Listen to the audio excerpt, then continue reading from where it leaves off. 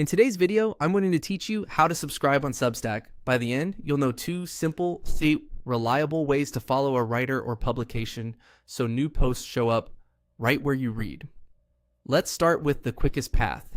When you're already browsing Substack and you see the author or publication name, maybe in the byline of a post or near the top of the page, move your mouse over that name. On desktop, a small pop-up card usually appears with a short description and a clear subscribe button. That's your shortcut. As soon as you see it, click subscribe.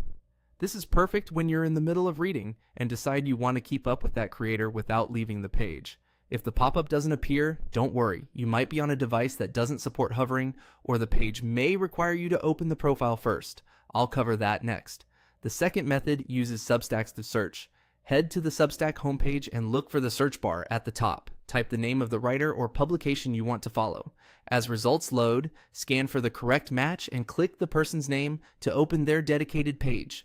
Once you're on that profile, you'll find a prominent subscribe button, typically near the top area of the page. Go ahead and click subscribe there. This approach is ideal when you're not sure where to start, or when you're discovering a new publication by name. A few quick tips to make this even smoother. On mobile devices where hovering isn't available, just tap the name to open the profile page and then tap subscribe. If you don't immediately spot the button, look near the header image or along the right side. Substack keeps the subscribe option highly visible. The fonts, colors, or layout might vary slightly across publications, but the wording stays consistent, so follow the label, not the styling. If multiple results appear in search, open the one whose description and recent posts match what you're looking for.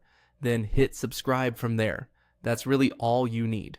Use the hover and click method when the name is right in front of you, or use the search bar, click the person's name from the results, and then click subscribe on their page.